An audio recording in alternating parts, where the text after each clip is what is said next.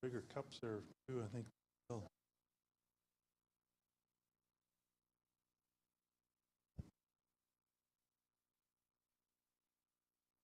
This video is still not repaired. It's audio only. We'll do the best we can.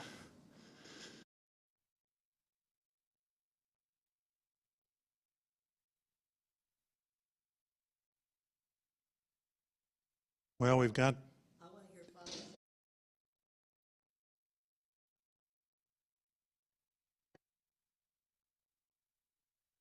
Beautiful.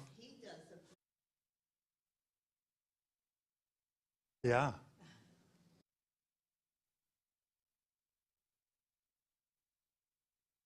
No. No, just read it. He does. He sings beautifully.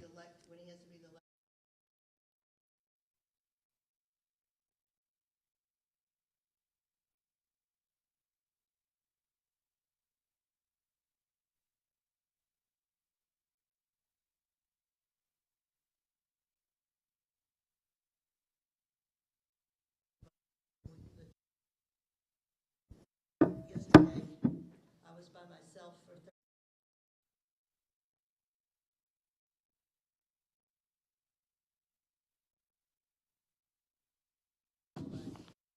30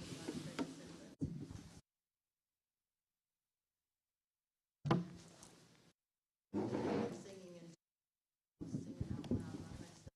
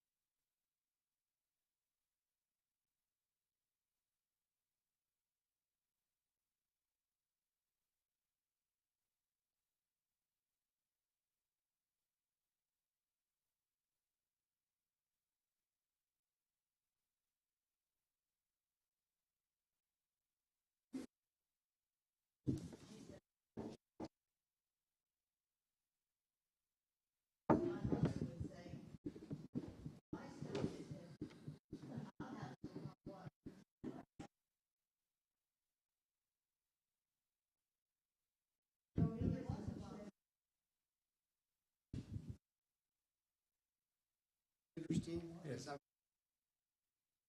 Years, sung by the right out there, chapter.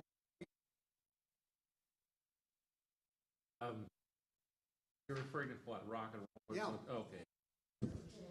Come on, you must have listened to some back. No, I didn't. You got to be kidding. When I was growing up in the '60s, you look at all the great groups they had. I grew up in the 50s. Oh, that's that's too. I feel sorry. That's too. Oh God, that was horrible. It was different, you know. But it's just How different. much is that doggy in the window? I must say, when you started seeing guys like Jerry Lee Lewis come around and Elvis Presley, it's like starting to see seismic changes in rock and roll.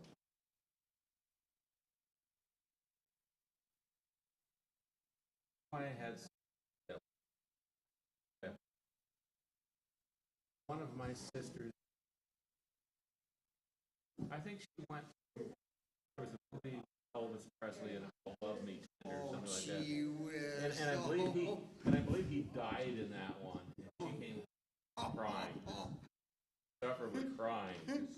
It's so funny. The movies in the '50s, '60s, they had Beatles night. My sister, she was probably about 13. She went downtown with her cousin, and they got on the wrong bus. They got on one of the teens, but it took all the way up to 145th. They called the house and said, we're way up here. We're lost. And I just started laughing my head off at them. Just got on the wrong bus. It wasn't showing much.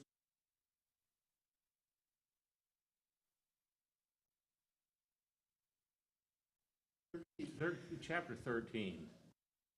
I think it's page 31. And let's get going. First off, what I'm going to do is just touch on three major topics. Very important.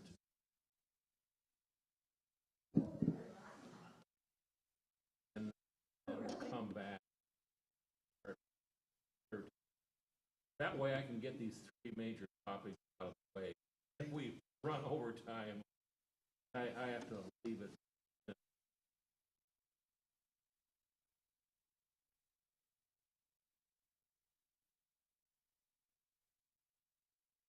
Hello, well, I tried to do it online. You couldn't get it. But then Father said the thing wasn't working. I have no, I'm not in charge of the We're not good. Yeah, I asked Father this morning. He said we got it first time when we came here. We got the week before.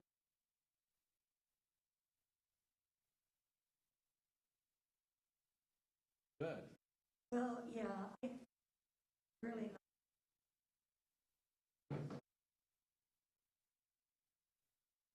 Always, Thank you. I don't get many. Huh? I don't get an overflowing crowd. I know you, that's good. That's good for me. Well, I don't know. I have to get her in a wheelchair. Oh, she has problems with her legs. She's a walker. Even going up, we only have 3 steps out of, and that is very difficult. So they were supposed to train her out of her right knee. She has to go through ultrasound.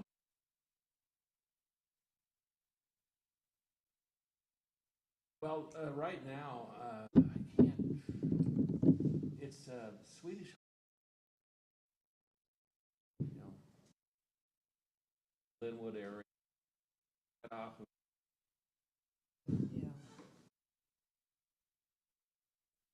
It's not the main hospital, but it's one building down below. At least you don't have to. Oh, don't ask me that. Yeah. Occasionally I did. They're on.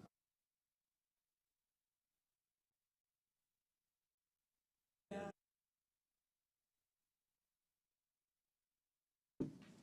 Anyway, I'm going to let's begin with the glory be in the name of the Father, the Son, and the Holy Spirit. Amen. Glory be to the Father, and to the Son, and to the Holy Spirit, as it was in the beginning, is now, and ever shall be, world without end. Amen. All right. Now, I'm going to touch on 3 different topics here. They're very important. I'm on page 31, chapter 13. And right down there, or at the bottom footnote on the right-hand side, it has 13 colon 24 spares the rod. Now, in Hebrew, ancient Hebrew, the rod actually represents authority, a rod or a staff. If you could imagine Moses' staff, for example, and especially Aaron's rod. Now, Aaron's rod at one time sprouted flowers. Another time it turned water into blood, and very miraculous. Now, I'm going to read here from the Psalms 23:4, and you all know this one. Even though I walk through the valley of the shadow of death, I fear no evil, for you are with me. Your rod and your staff, they comfort me. So again, that's referring to, obviously, the rod represents authority. And when we're talking about if you spare the rod, you spoil a child, it means not just a physical rod itself, but the fact of training, of the child representing or recognizing the authority of the parents. Okay, so I'm going to read here from the footnote. Spares the rod, i.e., fails to correct sinful and childish behavior. Neglect of a child's moral information is a grave disservice that robs young people of the virtues necessary to live in God's favor and to conduct themselves honorably at home and in society. Elsewhere in Proverbs, the rod of discipline is said to cleanse the heart of evil, to rid a child's life of foolishness, to impart wisdom, and to save a child from death. Ultimately, parents who lovingly discipline their children imitate the fatherly ways of God, who reproves his people in order to train them in righteousness. So in other words, it's the parents must teach a child all about self-denial, sound judgment, and self-mastery. In other words, controlling your passions. The old phrase, hey, just because all of your friends are jumping off the cliff doesn't mean that you should do this, or should do the same thing. I think everybody has said that. Or I think in the 60s, now Matt may understand this one, if it feels good, do it, or something like that. So that's a very important distinction about this business, about all sorts of people have this strange interpretation of the rod, like something to beat your kids with. Well, no, it's the authority. And the parents also need to be well trained too in order to train their children.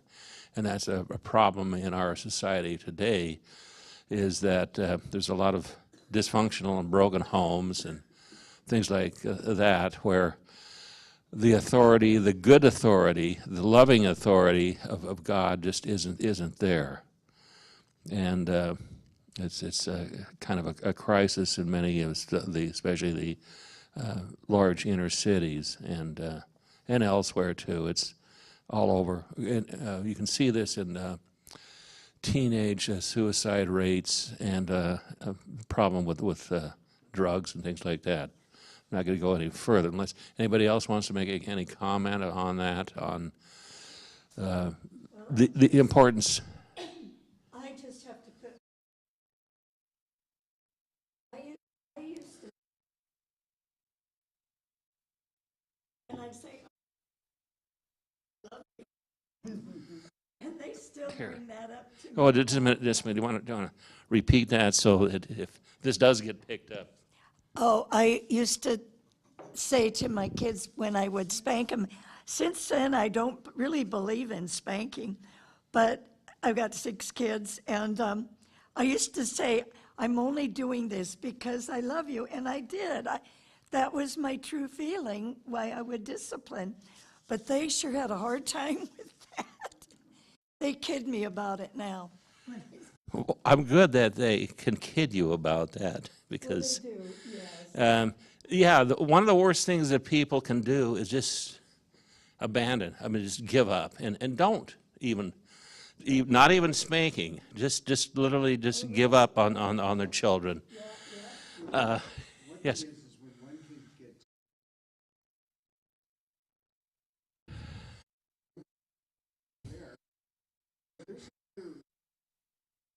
Yes, There's certain issues where, to me,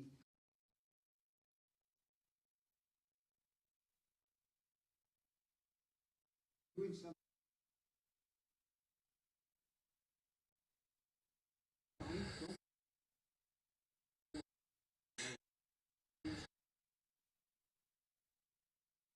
Yes, Matt is pointing out about the part where it says to save a child from death. If they run out into traffic, you need to grab them, and then discipline them, and it may take a SWAT from the Board of Education there, because that yes.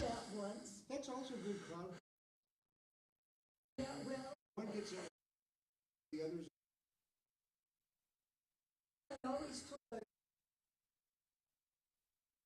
I said if I ever see, because I was so worried, Yes. and she never hardly. This one day I'm thinking she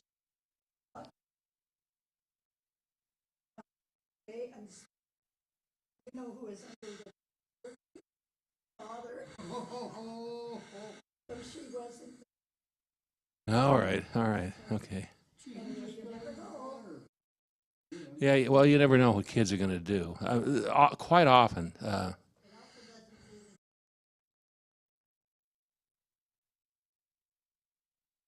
They need to respect your authority, and you're in charge of the family and responsible for them. They got to understand that they answer to you, and to not snipe back like they're in charge. No, can't allow that. The next major topic I want to take up is found in chapter 14. Verses 31, and actually we can kind of back up, but 31, he who oppresses a poor man insults his maker, but he who is kind to the needy honors him. And this is why, although we did not read this in today's Mass, because he went to Sunday, but the entrance antiphon is in the missalette today. Come, you blessed of my Father, says the Lord. I was sick, and you visited me. Amen, I say to you, whatever you did for one of the least of my brethren, you did it for me. So in other words, God is our Savior and our Creator. He created us all. Rich, poor, those of us that are blessed with the same color of hair that they were born with, those that are not, like many others, through age, so white or silver. But God is our creator of all of us, and therefore we are not only responsible for our own lives, but also to help those that are in need. That's verse 31 in chapter 14. It's on page 33. He who oppresses a poor man insults his maker. In other words, you shouldn't harm poor people, because God is our creator, our maker. And we do have somewhat of an obligation to help those that are in need. Now, how do you do this? Well, one of the greatest organizations in King County is St. Vincent de Paul. Right out the door here, there's the basket. You can donate food anytime. There's also a little slot, and it doesn't, even if you just have maybe a quarter or something, just put it on in there to help out, whatever you can, whatever you're able to do at a particular moment. St. Vincent de Paul is the largest organization in King County when it comes to servicing the poor. Nobody even comes close. You'll hear about in the press about many other organizations, fine organizations, but they still don't come near what St. Vincent de Paul does. Because, for one thing, St. Vincent de Paul doesn't really tootle its horn all that much to keep the overhead down. And there's volunteers. I know Matt worked there, helped volunteer, and as well as myself for many, many years. And so it's basically all volunteers. There's not a lot of overhead there. And everything that you donate to St. Vincent de Paul basically is going to wind up helping out with somebody with their food, with their rent, with their water bill, with their electric bill, and even other types of help. Sometimes somebody just needs counseling or something like that. There's a fine organization just down the street here on 15th, Center for Human Services, people that may have emotional problems or something like that. And I always recommended that place. And there's other agencies too that I would recommend people going to. At the beginning of the school year, there's usually somebody somewhere. On a few occasions, there's the North City Elementary School. Sometimes it wasn't a regular elementary school, but they were giving out backpacks and other ancillary things for the kids to pick up. And I would recommend, hey, you have children here, get over there, or I'll get it and bring it back to you, whatever is needed. And so there's a lot of things that St. Vincent de Paul does that doesn't go noticed.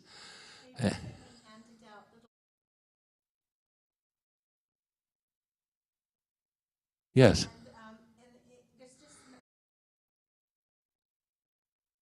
Yes.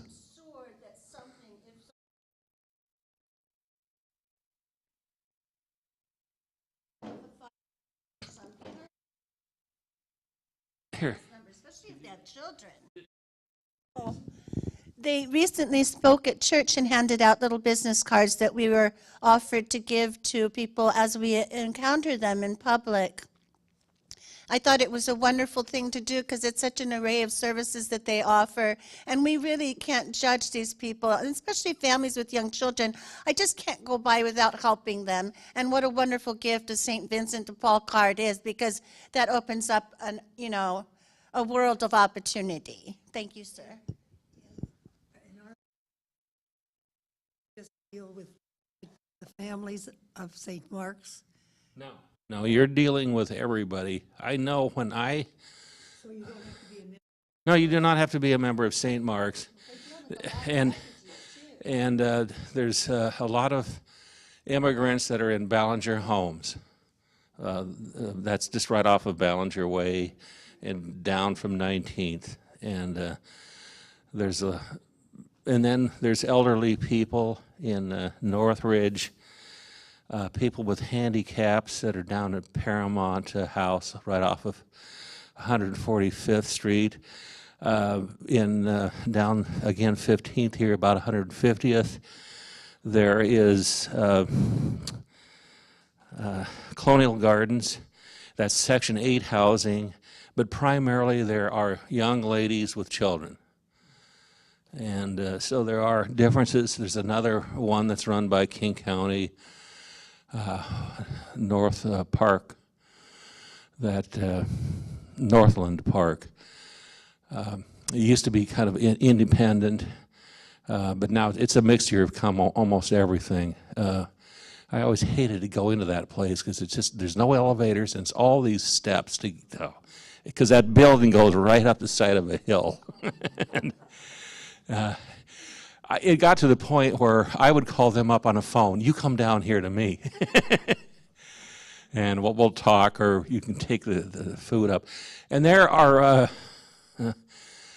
a few situations that I can't talk about because confidentiality on, again, you're helping somebody out, or a very young family, but they have it's a situation where in order to keep their confidentiality and where they're at not known.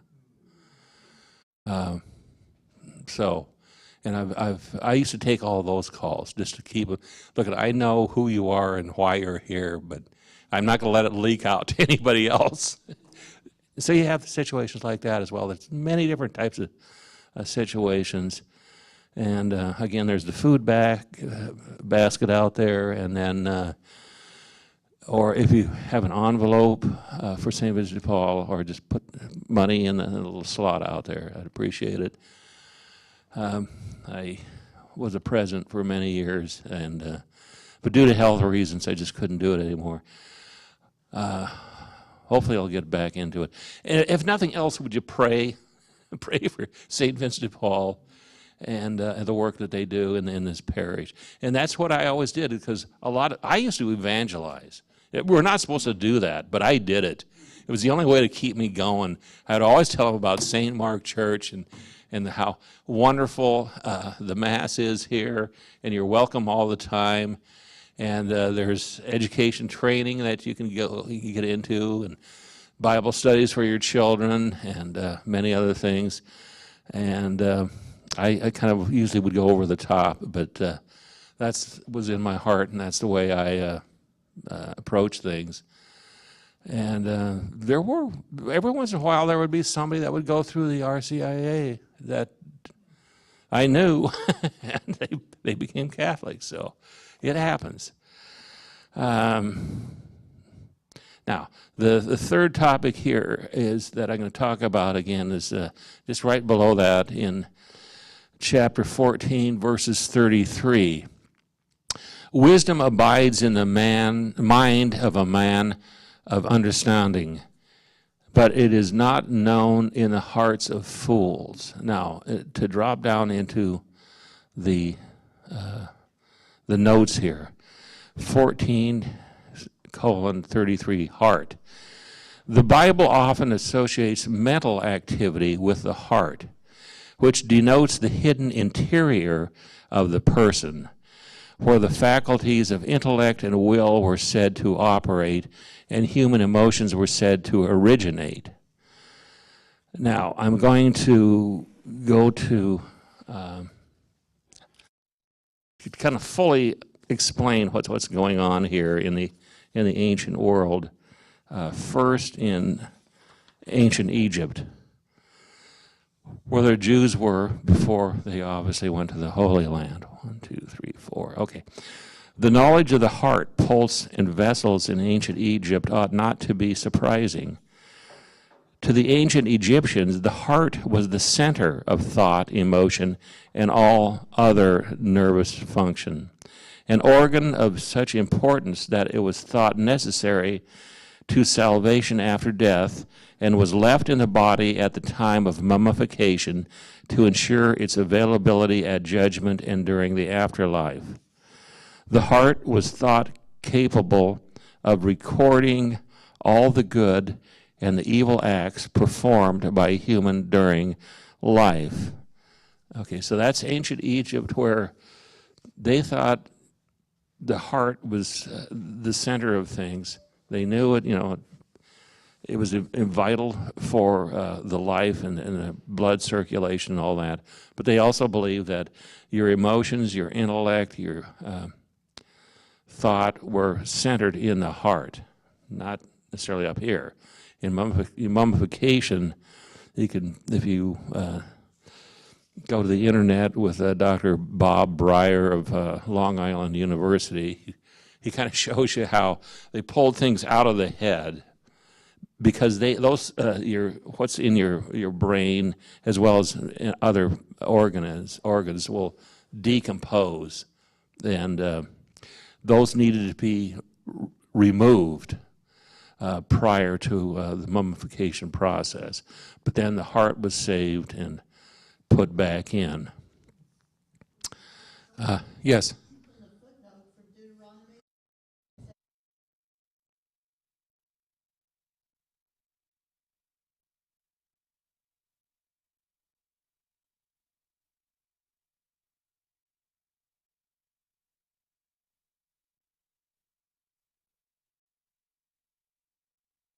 Yes, okay.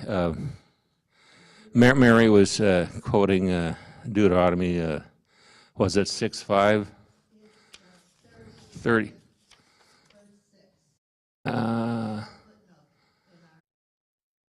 Okay, I see. Yeah, 30:6. Yeah, about circumcising the heart. Okay, now, which brings us to the Hebrew. The heart, lev, L-E-V in English. Heart. To the ancient Hebrews, the heart was the mind, the thoughts. When we are told to love Elohim with all our heart, it is not speaking of the emotional love, but to keep our minds and our thoughts working for him. The first picture in this Hebrew word is a shepherd's staff and represents authority, as the shepherd has authority over his flock. The second letter in this picture of the floor plan of the nomadic tent and represents the idea of being inside. So you have the authority inside. That's what the Jews thought, or describing the heart. The Jewish alphabet is very descriptive on etymology, on what it means. So it's, you have this staff or authority inside the person. As the family resides inside the tent. When combined, they mean the authority within. So that's kind of the thought process, that the heart is just not this, something that Frank Sinatra would sing, if you know who Frank Sinatra was. But, you got to have heart and things like that. It's just not something that's emotional, but it's your thought. And it does include the emotions, but it's the mind and your thoughts within the person. That's kind of what we mean by when we're talking about the heart throughout the Bible, Old Testament and New. So, but it kind of stems all the way from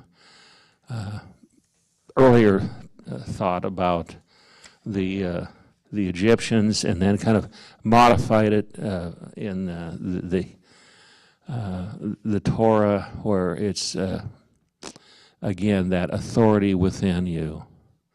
It's much more of a controlling, not necessarily our actual heart, but the whole idea of something inside you in control. And then, of course, with us, later on, it's pretty much the mind, intellect, memory, and will, and St. Thomas Aquinas will talk about all that. Yes.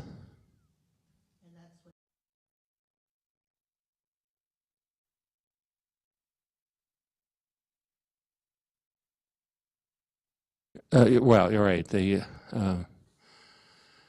They're pretty much emotional.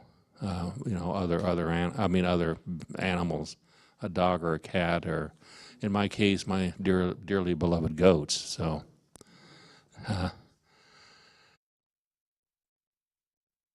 anyway, now, so those are kind of the three main topics I think we covered about the rod representing authority. The reason why you need to help out the poor, because God's created them as well as ourselves, and we need to help out others. And then finally the heart, which comes right back to authority again, and a good authority, that with the heart is the authority within. Okay, now beginning with chapter 13. This is on page 31. A wise son hears his father's instruction, but a scoffer does not listen to rebuke. In other words, I think it was Mark Twain that said something about growing up, he thought his father was one of the dumbest persons in the world. But by the time that Mark Twain became 30 years of age, he realized that his dad was actually one of the most brilliant people he's ever known in his life. So it's always wise to listen to others, especially those that are well thought and choose their words well and can actually teach you something. Okay, from the fruit of his mouth a good man eats good, but the desire of the treacherous is for violence. Now, in the notes there, where it says 13:2 eats good, enjoys peace and happiness. That's the good person. Violence. A wicked persons have no qualms about the ruthlessness use of force to get what they desire. And the world's full of dictators and people like that will do or say whatever they want in order to get whatever they want.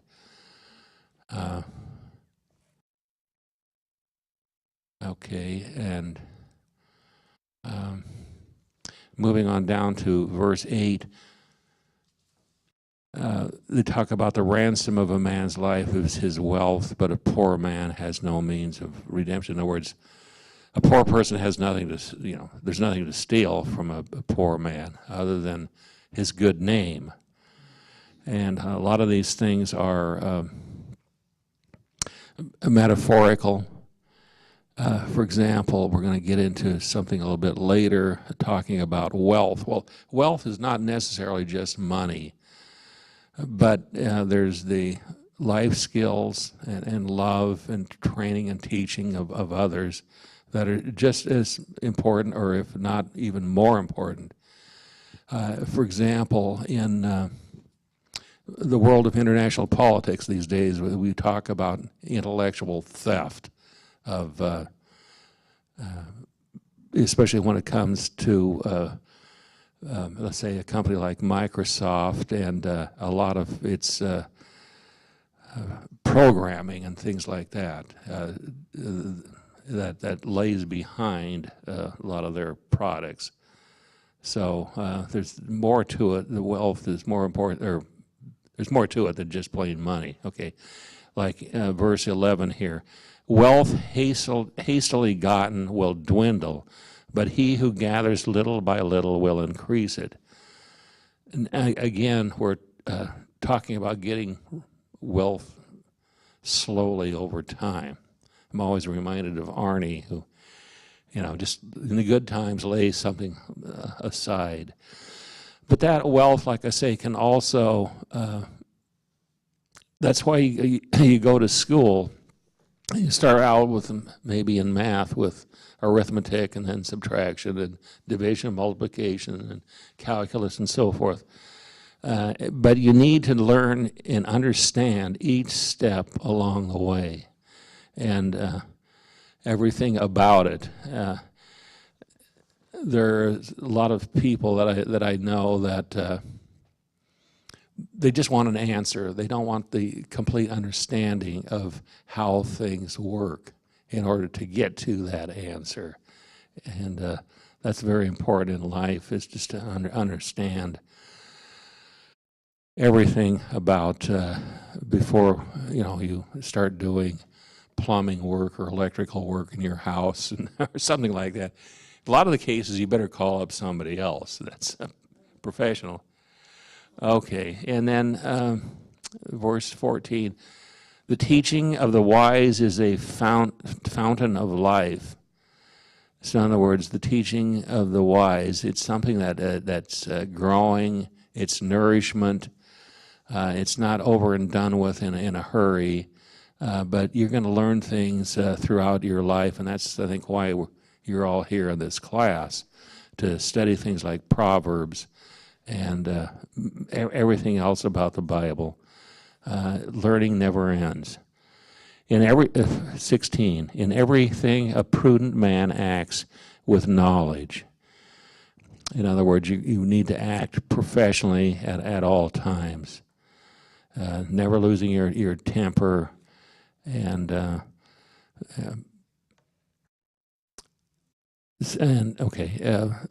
verse 17, a bad messenger plunges men into trouble, but a faithful envoy brings healing. Poverty and disgrace come to him who ignores instruction. In other words, sometimes, for example, in the workplace, you're told something in confidence. Now, if you go ahead and blab it to somebody else, eventually that's going to get back, and you're not going to be able to be told anything in confidence again. In fact, you'll probably get demoted, if not worse. And also, you shouldn't be talking bad about someone. I recently had to haul somebody into the office and tell them, look, I'm sick and tired of hearing you running so-and-so down. That guy's been here for 25 years. He may not be the hardest worker in the world, but he shows up every day. He doesn't cut corners and so forth. There's a lot of good things that you can say about that other person. We all have weaknesses. And I just told him that if I hear you run this person down again, this is an oral. The next time it's a written, and then after that, dismissal. So sometimes you have to be tough. I didn't yell at him, but I just laid it down that I think that's it, because yes, he is a person that's aggressively pursuing a higher position. He ain't going to get it from me. So, not that way. But there are people that will deliberately stab other people in the back. There was a famous stage play, What Makes Sammy Run. That's all about this guy who is basically stabbing other people in the back in order to kind of move up the corporate ladder. And in that case, of course, it winds up disastrous in the end for him. But anyway, okay. Verse 20, he who walks with wise men becomes wise, but the companion of fools will suffer harm. In other words, choose your friends and... Father's favorite lesson. Oh, just hold it. Dogs are going to get fleas. That's a good one here. And all my friends were naughty. My father's favorite saying was, if you sleep with dogs, you're going to get fleas. Yes. Well, it probably is, but dogs don't have a favorable place in the Middle East. They're usually outside the city gates, but there are stories about things falling off the table for dogs to eat in the Bible as well. But they're usually okay. Verse 22. A good man leaves an inheritance to his children's children, but the sinner's wealth is laid up for the righteous. Okay, so a good man, and again, we're not just talking about money, but teaching the moral compass to your children, life skills, love of God. I can remember in Ben Franklin's autobiography, as an early child, his father took him around to different occupations, and eventually he actually enjoyed being a printer, or a devil's apprentice, I believe it was called, because you get that ink all over your hands and stuff. And in fact, I always reminded me of, in my own youth, I was a delivery boy for the Seattle Times. The Times came in the afternoon at that time. It was not a morning paper. And it came literally right off the press. It didn't have time to really dry out. And so my backpack where I had my papers over time became blackened, but every day after I had done with my route of about 100 papers, my hands were black from folding the newspapers. So I could understand where Ben was coming from.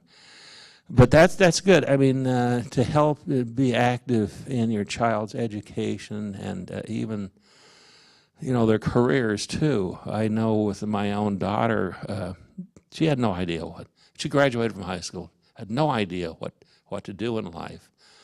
And I told, and she was very good in 4-H with the goats and all that. And I said, and she said, "Oh, what do you want in life?" She says, "Dad, I just want to go to college maybe for 4 years, get out, and then start making money." Okay, you're going to become a nurse.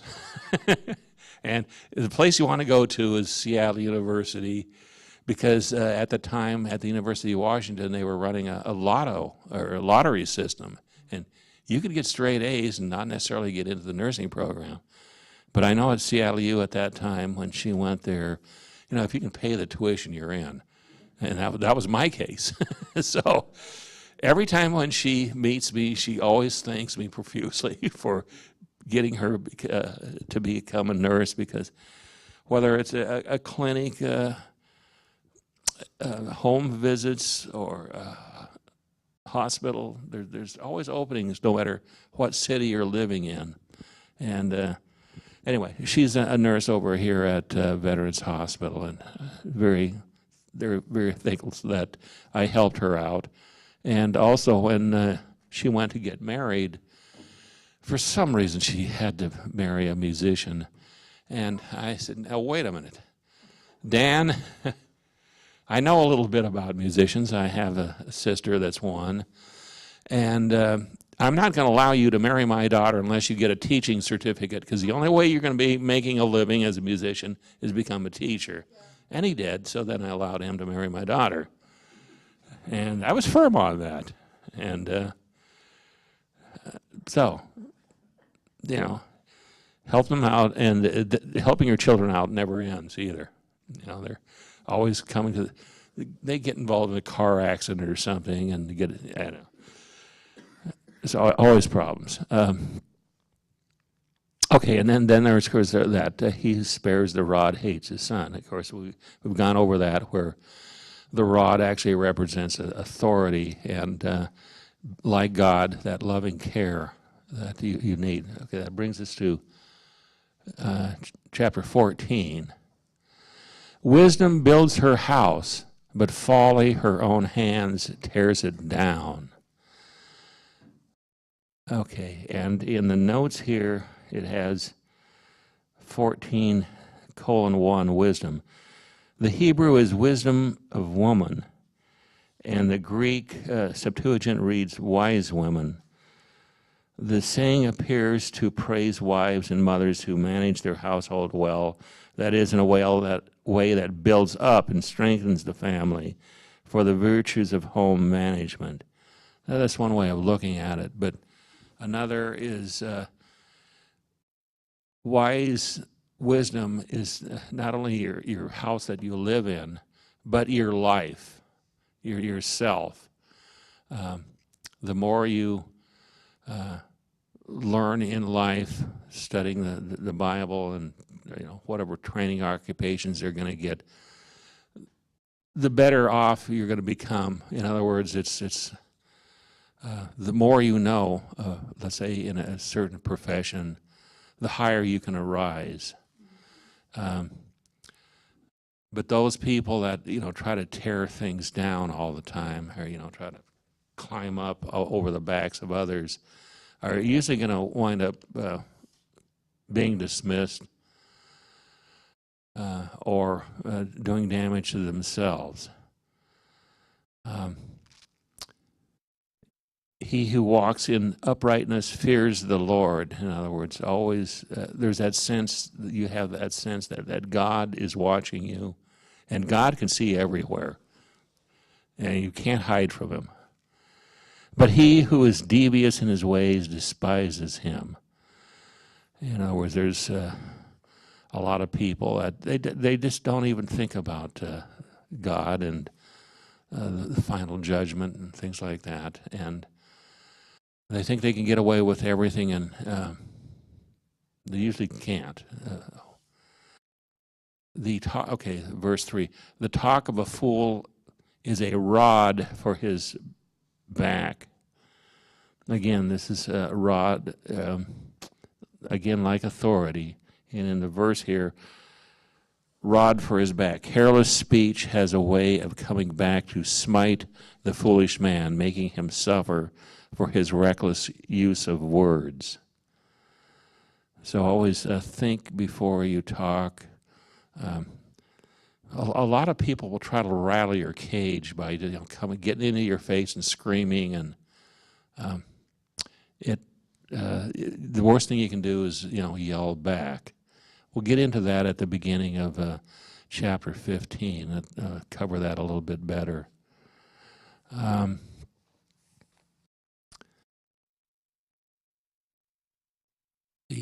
Chapter, okay, I'm still on 14 here.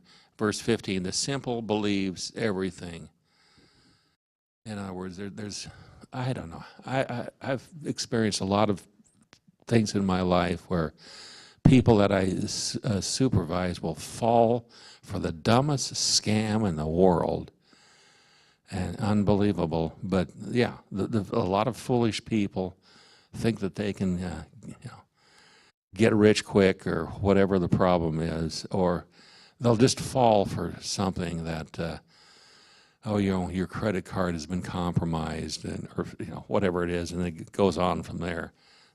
But a wise person will usually look down, the road, the long road, and kind of see through a lot of these scams. All right, somebody is trying to play me for a sucker, so always kind of judge whatever. Don't act on emotion. That's the big thing. Number 17, a man of quick temper acts foolishly, but a man of discretion is patient. Okay, and that was verse, going down to the notes here, 14:17, quick temper. Persons who are easily angered are prone to commit sins of passion. The wise man or woman controls her emotions in order to avoid the transgressions that typically follow when tempers flare up. If you become angry, conquer your wrath with reason. Be angry that you have become so easily roused, and you will not sin. One who is angry with himself ceases to be angry with another. Again, especially if you're in middle management, there's a lot of cases where, again, people will try to arouse your own emotions. And for example, one person will come in and we have a discussion, and they'll say, well, this other guy is doing that. And I said, we're not talking about him. We're talking about you. We're not going to discuss that person. We're talking about you. And again, don't get caught up in anger or passions or getting sidetracked. It's always the work of the devil, I swear. Or people, you want to talk about A, and then you want to talk about B, C, and D, and no, bring them right back. Now, 26. In the fear of the Lord, one has strong confidence, and his children will have a refuge. In the notes here, it says children. God's blessing are enjoyed by entire families when parents revere the Lord and teach their sons and daughters to do likewise. I think there's nothing more touching than a family meal together, followed by a rosary at the end of the day. And I usually do a scriptural rosary. You can look that up if you don't know anything about scriptural rosaries. Go to the internet and type in scriptural rosary, let's say, and then the type, whatever day you're doing it, and look it up. Because there are sayings between the Hail Marys that logically connect the whole mystery that you're praying.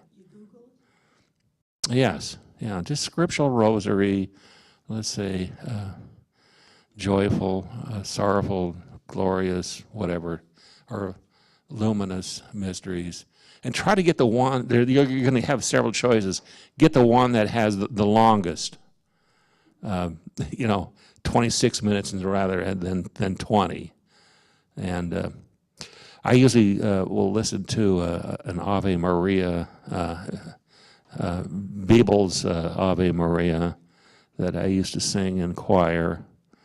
That's Biebl, Ave Maria Bibel.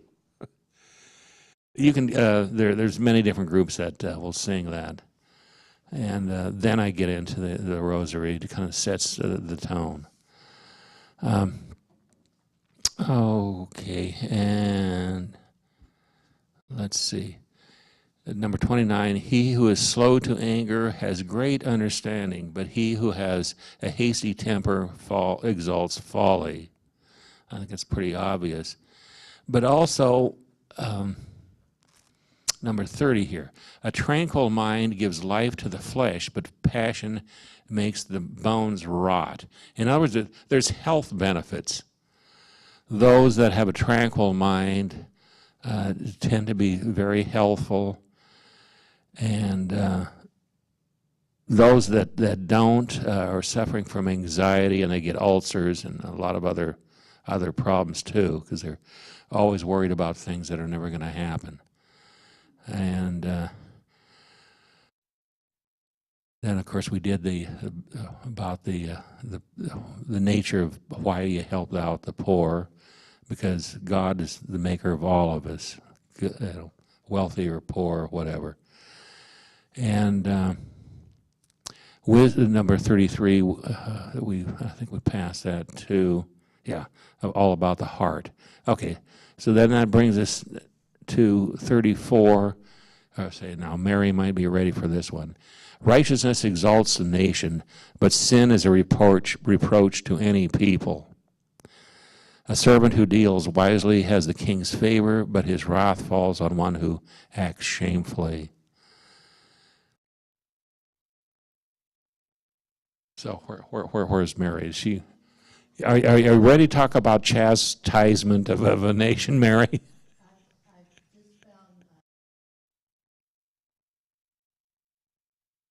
Right, yeah. I think that's what I said. Maybe I didn't. Biebl. Yeah, Biebl. Well, okay. God's judgment not only falls on individuals, but righteousness can exalt a nation or bring it down. The sin, with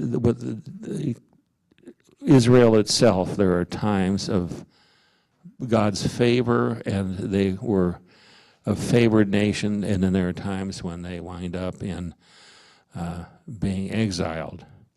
So depending on, because the reason they were being exiled is because they were worshiping false gods. So, and that can even happen to us in this country.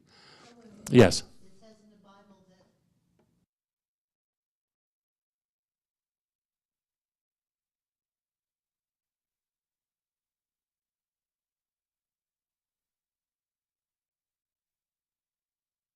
Yes.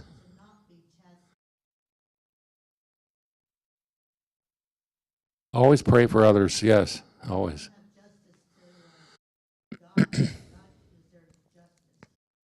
Yeah.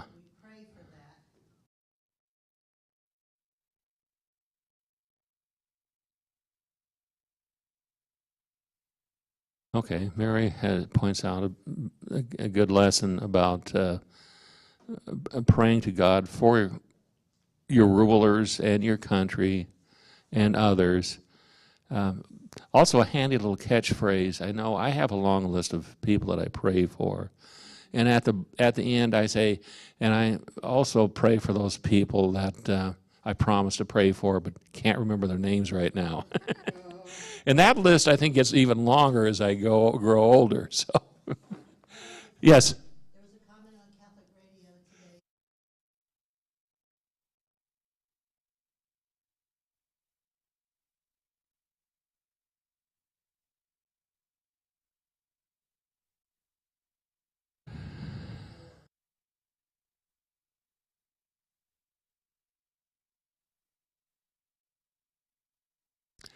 All right. Okay. Now moving on to, I'm going to leave that blank. We've got to keep politics out of this as much as possible. Chastisement, well, yes. I think we're all here because our ancestors, well, they got out of, in my case, they got out of Eastern Europe. They had to. On my dad's side, they were being run out of modern-day Turkey. Actually, it was the Ottoman Empire at the time. And whether you were an Armenian or a Greek Orthodox, doesn't necessarily mean that you were a Greek, but my grandmother was, and my dad were Greek Orthodox. They were, anyway, they had to get out. So there's an excellent movie called America, America. If you can find that on the internet and watch it, it's about Elie Kazan, about his actually own life and how his family wound up in the United States. Very good. It was made, I think, in the mid-50s sometime. Okay, chapter 15. A soft answer turns away wrath, but a harsh word stirs up anger. The tongue of the wise despises knowledge. Okay, so in other words, a soft answer. This is, sometimes people will come in charging at me. Duke, how could you do such a stupid thing, you blithering idiot? And let's say, just assume that I did do the wrong thing.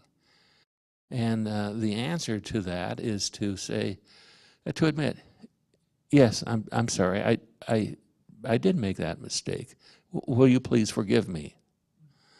And that usually disarms them completely, you know. So a lot of times a soft answer, especially if you're wrong, will do wonders. And or even if I'm right, something like that. But again, you can just, the answer there would be just a minute, just see how things progress here. Give me another day or two, please. But don't respond with anger, you know, because that's what they want. They want to get into a shouting match, and that's the last thing you want to do. And it's usually how to, I think there's a phrase these days about diffusing or somehow overcoming anger. And it's usually the answer is a soft answer to harsh criticism. So you need to calm the other person down so you can discuss things. Yes? Well, you don't want to be involved in anger. That's what it means. What that earlier about if you become angry, well, don't. But conquer your wrath with reason. Be angry that you have become so easily aroused. In other words, stop it. You know, just assess what you're doing. Don't ever lose your temper.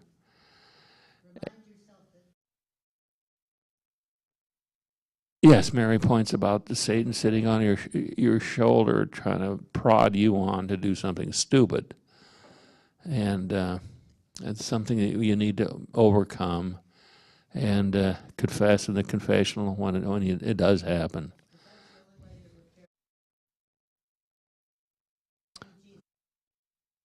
Yes, right. Only Jesus can repair the damage, all right? In the house of the righteous, you know, you're going to have to, Mary, you're going to have to move up the next time over here so I can just hand this to you. Because don't ask me to, that's too far away from me. I'll fall on my face about halfway. So. In the house of the righteous there is much treasure, but trouble befalls the income of the wicked. That's on number 6 on chapter 15. And in the note here on number 6, in the house. 15:6. Behind this statement is the ancient theory of retribution, the belief that God's just recompense for saints and sinners is meted out in this life as prosperity, treasure, and in adversity, trouble. Additional revelation beginning in the Old Testament and coming to fullness in the New Testament will show that divine rewards and punishments are also given after death. Moreover, the prospect of treasure for the righteous is not restricted to material wealth, but can also denote spiritual blessings of which I would kind of more agree with rather than just wealth or treasure given out to the righteous. As Father Katersky will get into when we get into Job, good things do happen, or bad things do happen to good people, and he'll have a lot of teachings on that when we get to it. But and then there's those situations where we don't quite understand God's ways many times, but believe anyway, and eventually the answer will come. And verse 8, the sacrifice of the wicked is an abomination to the Lord, but the prayer of the upright is his delight. The way of the wicked is an abomination to the Lord, but he loves him who pursues righteousness. Okay, now down in the notes on this. Sacrifice of the wicked, unacceptable to the Lord, who expects our worship to be joined to a contrite heart and a commandment to live by his laws. Scripture insists that the liturgical and ethical aspects of life must be in harmony. Otherwise, the Lord is not honored by our praise and adoration. Okay, in the Old Testament, there was a situation where Saul was waiting. Saul was waiting for Samuel for a certain sacrifice to God. Well, Samuel wasn't coming, and so Saul, who's decides to do it instead of allowing a priest to do it, he was going to do it. Well, eventually Samuel does show, and he tells Saul that, listen, many times it's better to obey God. In other words, it's faith is more important than just sacrifice. And we get that in the obviously moving away from animal sacrifice to the sacrifice that we have at the Mass, where it's just, you have to have the faith first, and in order to really enjoy the benefits of the Lord. In other words, God is looking for what's within you, rather than an outward sacrifice or something. Let's say giving money. There's that also example of the sinner in the temple. I believe it was a tax collector with his eyes down, praying for to the Lord, whereas there was a Pharisee in the back saying to the Lord how great he was and how much he's given to the temple and so forth. And so, yes, Mary?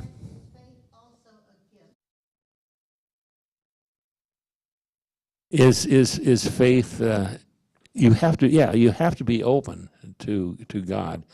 But God is always trying to give you or address you in your faith. In other words, yes, it does. It's something that is given, I think, a gift. There are many people that I know that are atheists, and they just can't see. Why do you go to church, or they don't believe in God or whatever. It's just and they just don't understand that there's something just beyond the material world. And I think We all know a lot of people like that. Yeah.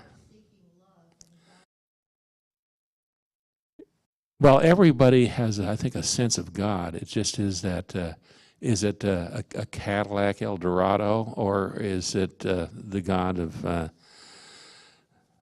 the Old Testament and the New Testament? You know, that's the big difference. I mean, everybody has a higher, you know, what they're going to put on top of the highest. I always tell, especially with my children, that my wife should have, and does, have a higher level of God than myself, merely because I'm fallible. And if she puts me above God, that really lowers God down to something very, very small, because, you know, I'm very capable of saying something that, you know, some snippy little remark that she doesn't like, or I offend her, I think, on a regular basis. She's a very sensitive person.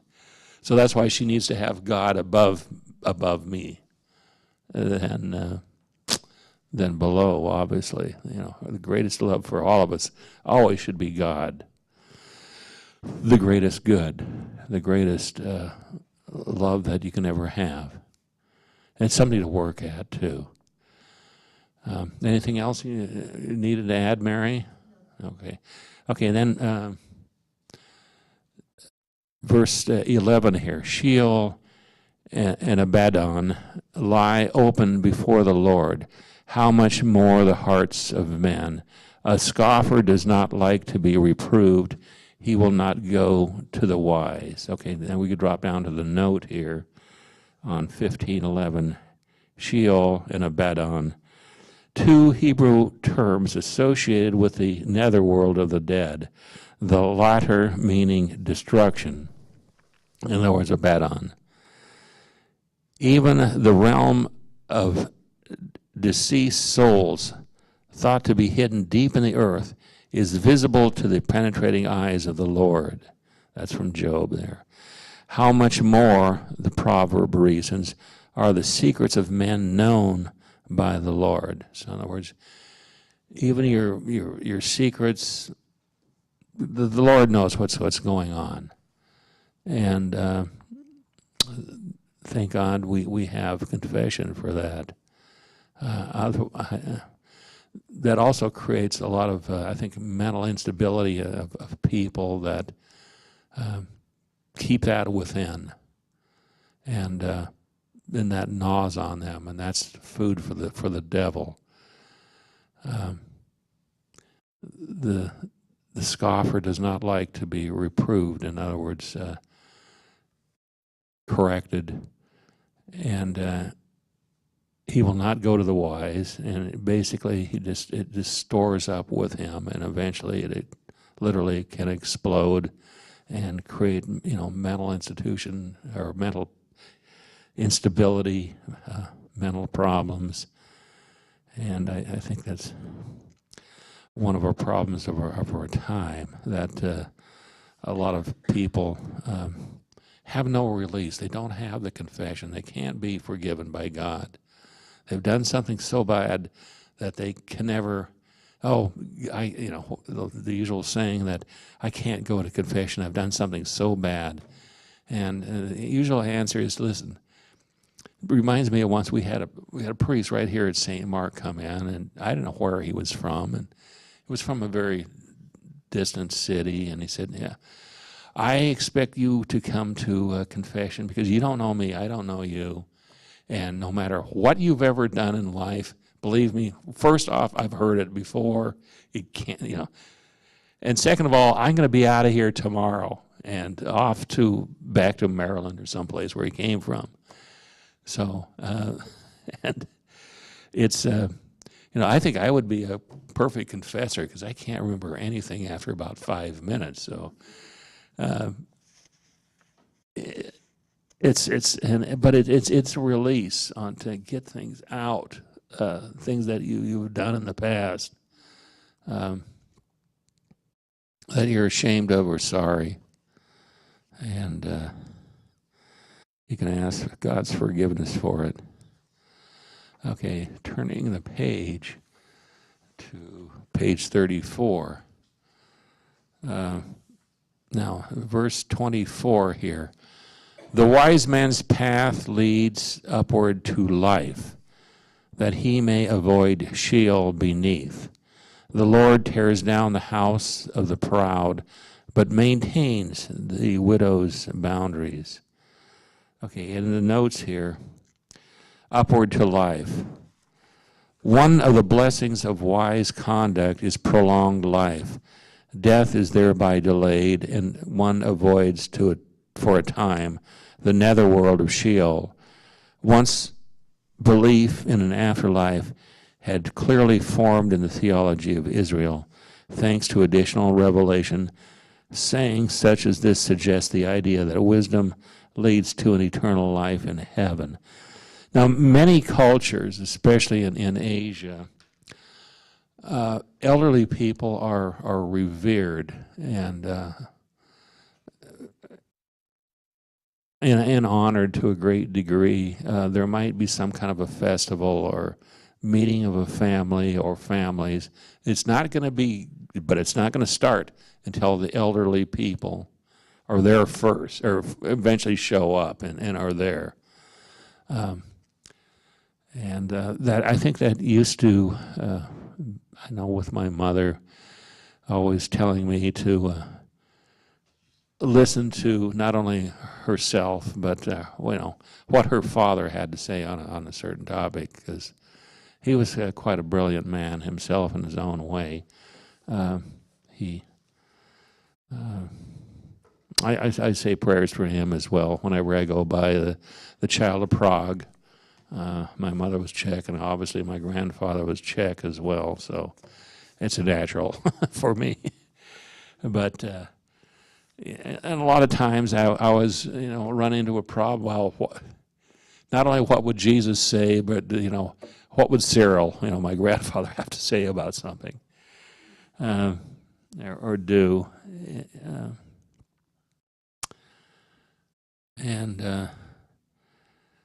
So the next, he who is 27, he who is greedy for unjust gain makes trouble for the household, but he who hates bribes will live. A lot of times, when bad things happen to somebody in the family, I think you're all kind of caught up in that, and it's because you've grown up with this person, and that's your brother or your sister, and it takes a while to just think about not only what they're going through, but the good times too that you've had with them, and try to bring that forward. And I'm not going to mention too many, but my brother had a problem, so we'll just just go with that. And it took a while to kind of overcome. He's doing all right now, but it took time for him to kind of overcome a lot of his personal problems.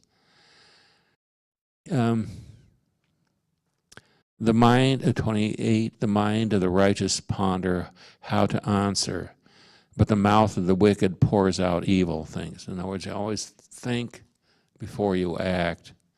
And sometimes it's actually just best to keep your mouth shut. In one of the old Charlie Chan movies, Warner Oland had words of wisdom to son Luke that it's best to keep quiet and have other people thought that you're a fool, rather than open up your mouth and eliminate all possible evidence, and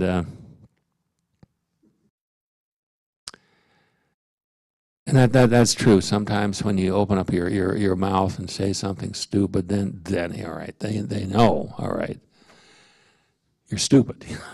So And then finally, we're going to wrap it up here. 33. The fear of the Lord is instruction in wisdom, and humility goes before honor. And fear of the Lord. The first step toward living wisely. Humility goes before honor. A humble estimation of self is essential virtue of wisdom and leads eventually to one's exaltation. The opposite truth is stated in the proverb, pride goes before a fall. So don't think that you're always the smartest person in the classroom. Now, may we have the video.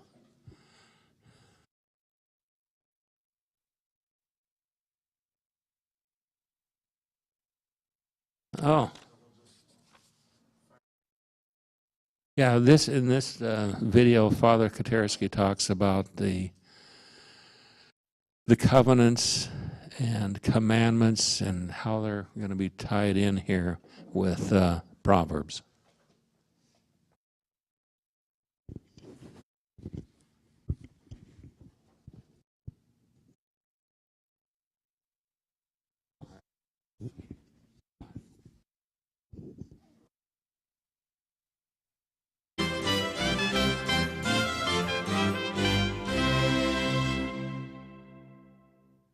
In this lecture, I'd like to consider the relation of the book of Proverbs to the pursuit of wisdom in general to the central biblical themes of Torah and covenant. I'll be trying to argue that the relatively optimistic vision of the book of Proverbs is not intended as a naive metaphysical claim, as if the innocent and the just will never suffer, but rather as a moral exhortation, the idea that the innocent and the just deserve to prosper and often do.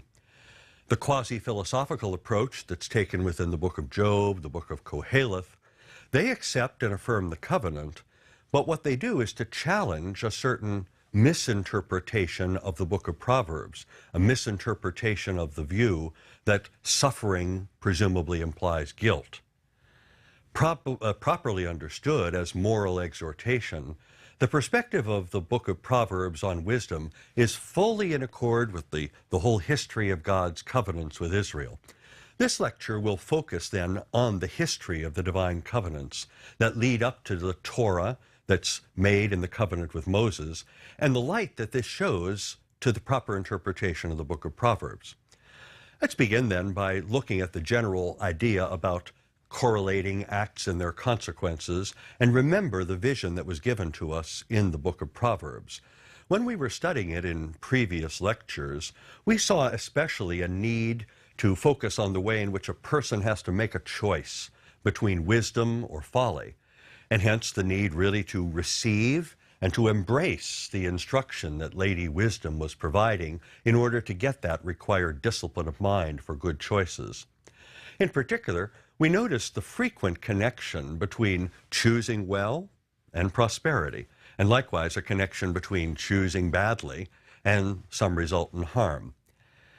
If asked to describe the philosophical perspective of the book of Proverbs, sort of seeing the thing as a whole, I tend to think of it as optimistic. That is, not in the sense of some sunny disposition, as if the world can't go wrong, but simply optimism about the way in which things will eventually turn out, with the emphasis on eventually. There's a strong conviction that God has made the whole world in a way that tends to reward the good and to punish the wicked in regard to deeds that we've done. Obtaining wisdom means understanding this aspect of the world precisely so that our actions will have the kind of consequences that will lead to happiness and prosperity. In my judgment, the wisdom teaching of the book of Proverbs, considered as a whole, therefore has three dimensions. I call the first dimension the sapiential dimension, that is, knowing how the world works. It's not so much natural science, it's not so much giving a lot of technical information about the world, but rather knowing enough about how the world works to calculate the consequences that actions will have. Secondly, there's a moral dimension. It's knowing enough about human nature, knowing how to conduct oneself in light of what I've come to figure out about how the world works. And finally, there's a religious dimension to the wisdom here. That is, knowing how to revere God, how to respect the world that God has created. The problem that is posed to us that I want to talk about today, especially in this somewhat philosophical presentation, the problem that's presented by the innocent suffering and by unpunished wickedness. Because when we speak about a connection between actions and consequences, between good deeds or bad deeds and their respective reward or punishment, what we have to ask about is what type of connection is really being asserted here. Is it a promise? Is it a promise that choosing well will always bring prosperity, and that choosing poorly will invariably bring harm? Well, it doesn't take very much life experience for any of us to realize that the opposite happens, at least sometimes. And for some unfortunate people, it seems to happen a lot of the time.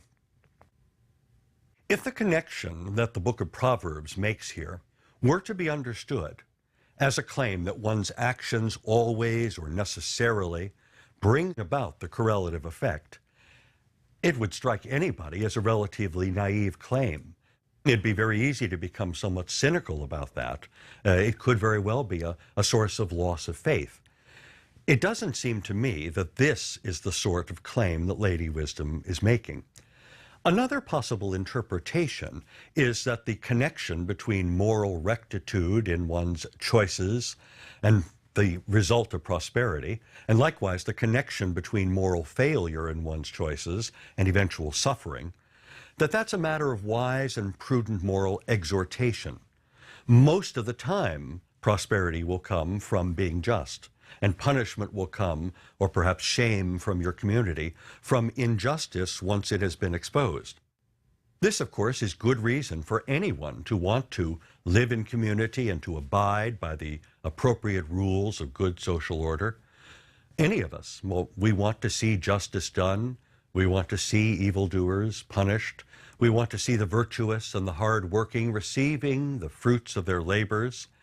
It is not, it seems to me, it is not vengeful or disordered to want to see criminals, lawbreakers, liars, and cheats somehow brought to justice and made to do some appropriate kind of restitution for their disordered conduct.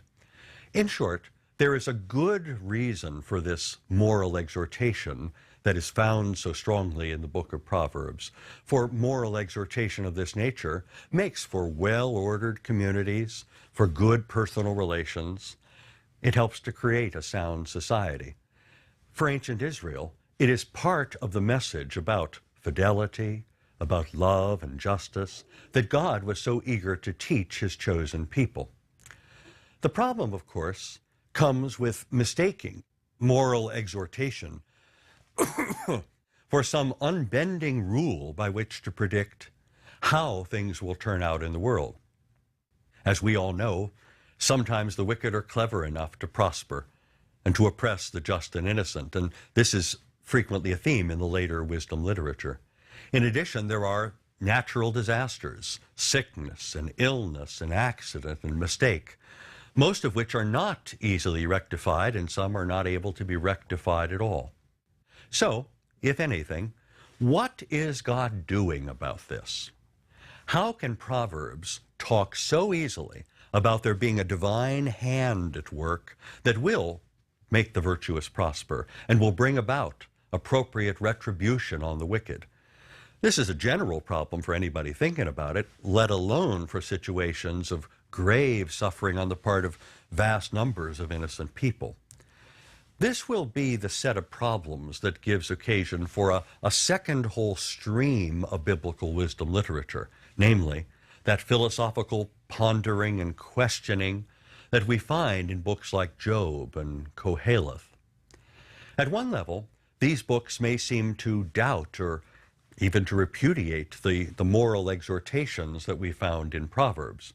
But before we begin our study of that conflict or possible conflict, it will be helpful to consider this other biblical notion of great importance, the notion of covenant, and especially the notion of the covenant that is called Torah, We'll also leave a space in the next lecture, Lecture 6, for a short interlude with the Psalms as another way to pause and to consider the use of wisdom literature for praying for wisdom, especially in the face of these kinds of conflicts, in the very spirit of Proverbs.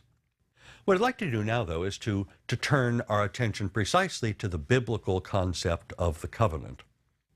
One of the most important concepts within the entirety of the Scriptures is this notion of the covenant. By this term in English, what we're translating here is the Hebrew word berith, in Greek diatheke. In Latin, the term is testamentum. It's why we get Old Testament and New Testament. It's really a matter of the Old Covenant and the New Covenant. And this covenant idea refers to the solemn agreement that God has made with his chosen people. The paradigmatic example of covenant is the one that God makes with Moses on behalf of the chosen people. It's described at great length in the book of Exodus, and then a second description of it is given in the book of Deuteronomy.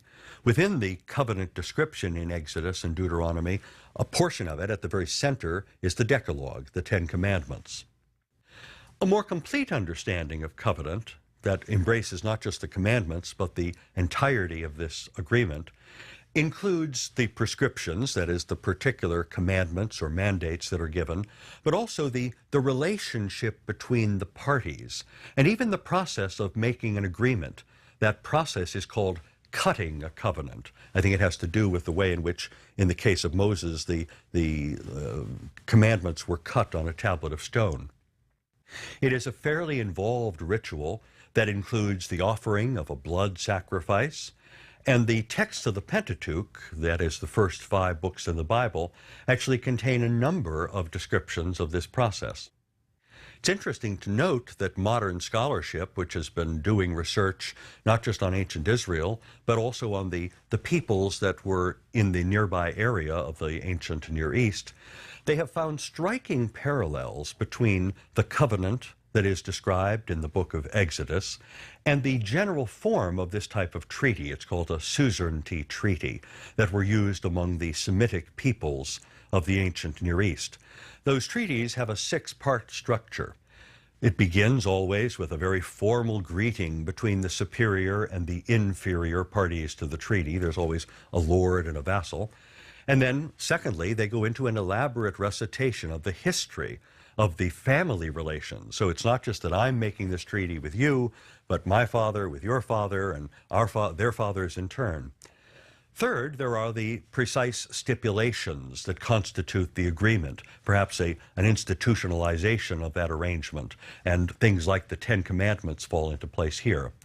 Next, there are the blessings. If you keep the covenant, blessings will follow.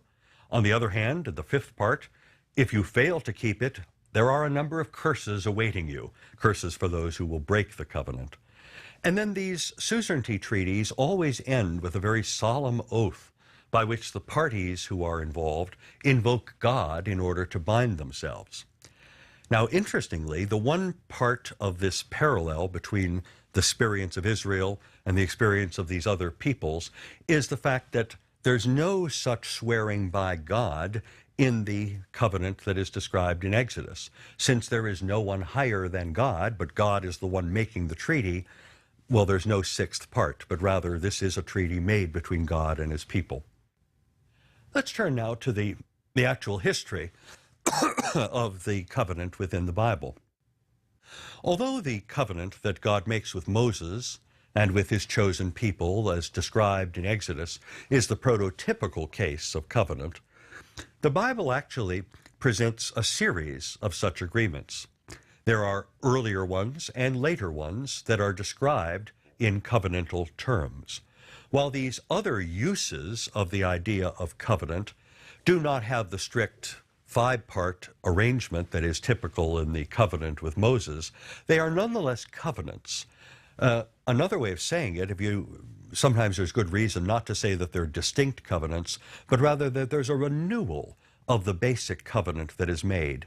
That each time the human beings break the covenant, God comes back and renews the covenant, making it yet tighter, making it more solemn.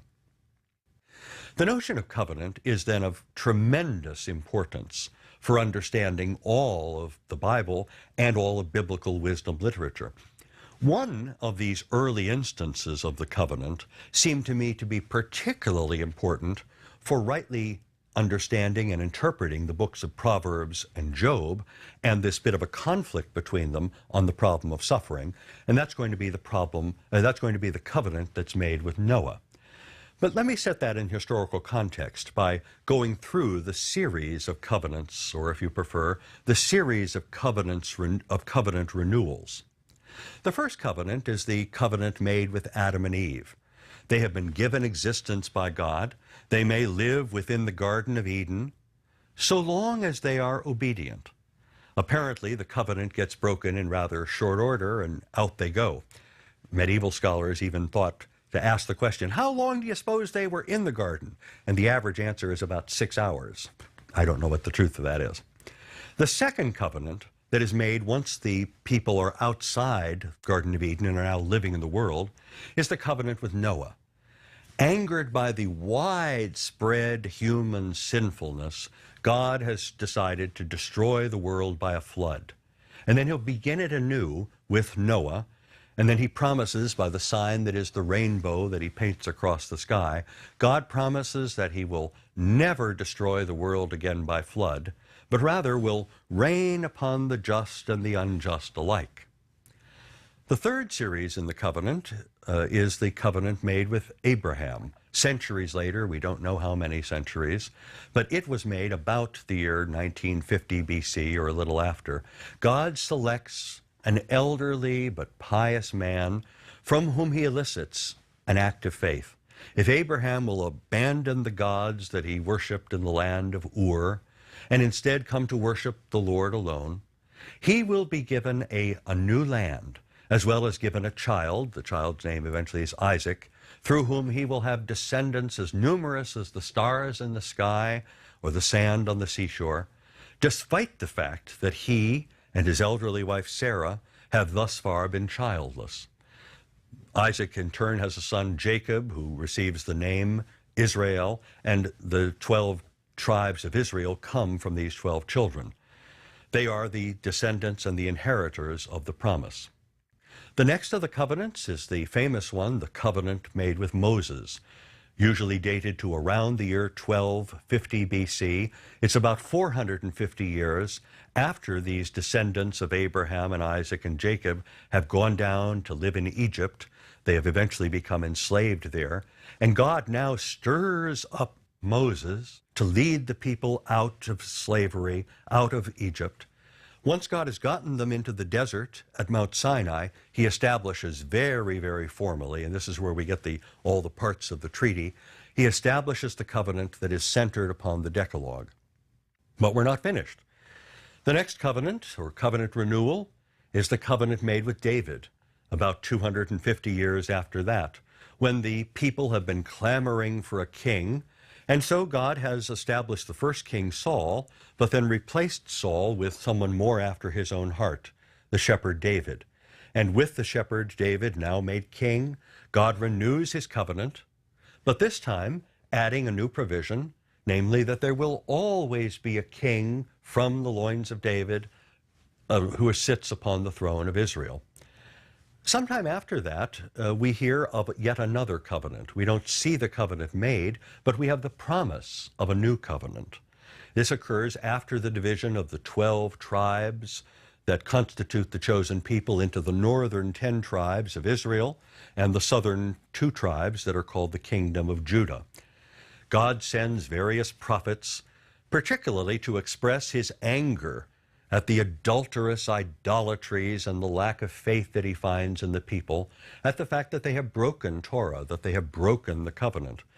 This time he sends all of these peoples into exile, this time to the area that we present day call southern Iraq.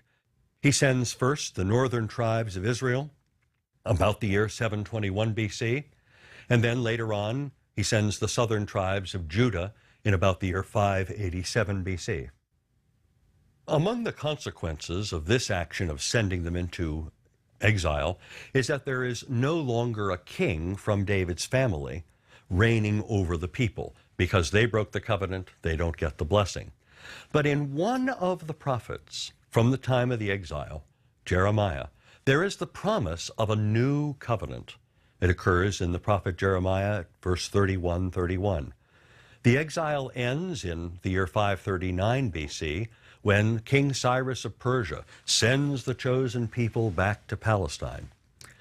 Christians have tended to see this promise that's in Jeremiah 31 as a promise of the new and eternal covenant that is fulfilled in the person of Christ.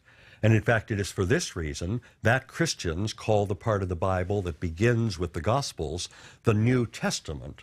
For as I mentioned before, the word testament in English, or testamentum in Latin, is a translation of the word for covenant in Greek, diatheke, and in Hebrew, berith. We're thinking of this as the fulfillment of that promise that was in Jeremiah 31.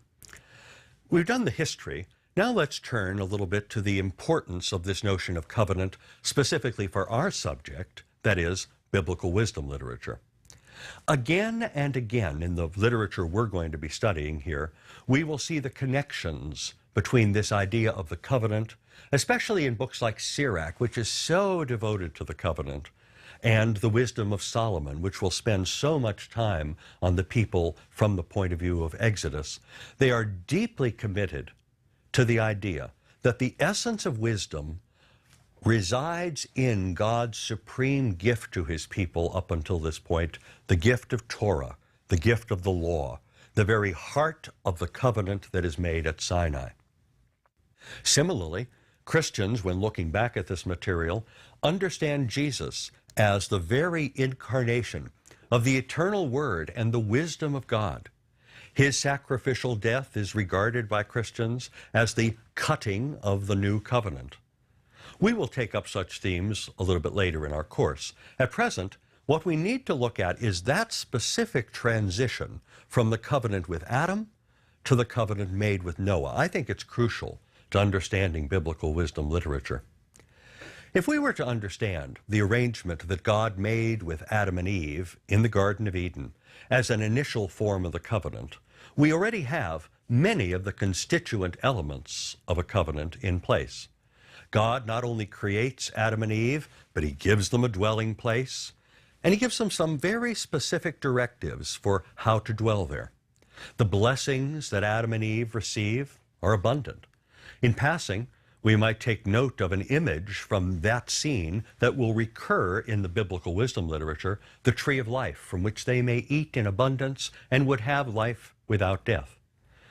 But we also see that there is a very clear command that they are instructed to obey. They are to eat, they may eat of any of the trees in the garden except one. They shall not eat of the tree of the knowledge of good and evil, lest they die. Now, the story of Adam and Eve is a wisdom story if ever there was one. As many commentators in ancient times, in medieval times, and modern times have pointed out, the point being communicated here is being made in a richly symbolic way. By denying them the fruit of the knowledge of good and evil, it's not that Adam and Eve are going to be oblivious to morality. Rather, the point is, they are not in their knowledge of what's good and evil. They are not to usurp the divine prerogative for deciding what is morally right and what is morally wrong. Plucking an apple from that tree would be claiming to be able to make a decision about what actions are right and wrong. Where their proper criteria for decision is what action they'll take in light of these criteria that are established by God. We're also shown in the story of Adam and Eve that there will be a very direct retribution, a very direct correlation. If you violate the covenant, out you go. Once Adam and Eve do eat of that forbidden fruit, the Lord confronts them in person. And noticing the sudden shame they feel at their nakedness, they have to leave the garden. The story is presumably indicating that they are no longer innocent, but they're feeling the pangs of a guilty conscience for their act of disobedience. For our purposes, I think what is extremely significant here, and in the other stories of Genesis up until the time of Noah, for instance, the story of Cain and Abel, the first murder, or the story of those other patriarchs before the flood, what's extremely important is that actions have an immediate consequence. When they violate the covenant, there's an immediate punishment. However, by the time of Noah, the pervasiveness of moral evil stirs the Lord to send down the deluge, to send the flood. Let me presume here a knowledge about the details of building the ark, the 40 days of rain, and go directly to the section that deals with God making a new covenant and putting the rainbow in the sky as a sign of that covenant. I'd like to read a short passage from that part because it's so crucial. Then God said to Noah and to his sons with him, I now establish my covenant with you and with your descendants after you, and with every living creature that was with you, the birds, the livestock, and all the wild animals, all those that came out of the ark with you, every living creature on earth. I establish my covenant with you. Never again will all life be cut off by water of a flood. Never again will there be a flood to destroy the earth. Continuing, and God said, This is the sign of the covenant I'm making between me and you and every living creature with you, a covenant for all generations to come. I have set my rainbow in the clouds, and it will be the sign of the covenant between me and the earth. Whenever I bring clouds over the earth and the rainbow appears in the clouds, I will remember my covenant between me and you and all living creatures of every kind. Never again will the waters become a flood to destroy all life. Whenever the rainbow appears in the clouds, I will see it and remember the everlasting covenant between God and all living creatures of every kind on the earth. So God said to Noah, This is the sign of the covenant I have established between me and all life on the earth. Now, in a text like that, we see not only the explicit use of language of covenant, but also symbolically understood. What I believe these words mean is that there will no longer be an immediate reward for virtue and an immediate punishment for vice. Rather, by saying that God will reign upon the just and the unjust alike, I think it means that God will allow the good and the wicked to live together. The Lord will withhold his wrath at injustice and instead instruct his people in the ways of wisdom, so that they may, by their free choices, learn to please him. Seen in this way, the covenant with Noah explains at least something about why bad things happen sometimes to good people, why the wicked sometimes prosper, and why the innocent sometimes suffer. Paradoxically, the tragedy of innocent suffering is the result of the mercy of God in not insisting upon immediate retribution by another world-destroying flood. If I were to try to put the same point in a more philosophical way, God's self-imposed distance is, as it were, the condition of human freedom. It's not that God cannot or does not sometimes act in the world. I believe that he regularly does act. But he acts at times and in ways that are of his own choosing, and not something that we can always discern, let alone figure out in advance. Nor is this to deny that God ultimately will bring about perfect justice in the end. If that didn't occur, then we would truly not have morality. But God does not, according to this covenant with Noah, God does not act within the world as some grand regulatory mechanism to ensure justice at every turn of the wheel. Rather, the very price of having free choice in the world is that actions will have their consequences without the rectification in the short run of all the nasty consequences that follow from wicked deeds. But let's turn back from this philosophical account. Let's turn back to biblical wisdom literature. How are we to live in a world where wickedness is allowed to thrive and can dominate innocence. This is a problem that the sapiential tradition faced, not just in Job and Koheleth, but already faced in Proverbs. For biblical wisdom literature, God is a just God. He is a just judge and will eventually bring about justice. But since it may not occur in the short run, it may not even occur in one's own whole lifetime. And it is the new situation brought about by the change from the covenant with Adam to the covenant with Noah that requires wisdom literature, that requires that we give instruction to the young and to the old, that we give them constant exhortation to live aright. It is this exhortation to live virtuously that Proverbs, when it rightly is interpreted, emphasizes. We will need to bear this in mind again when we come to study Job, beginning in Lecture 7, and especially in our study of the conversations that he has with his 3 friends who were sitting Shiva with him. Despite the fact that they live long after the covenant with Noah, in some ways they talk as if they lived before Noah, in a time when wickedness brings swift and fair retribution. And so their reasoning leads them to think if Job is suffering if Job is suffering, he must be guilty of something.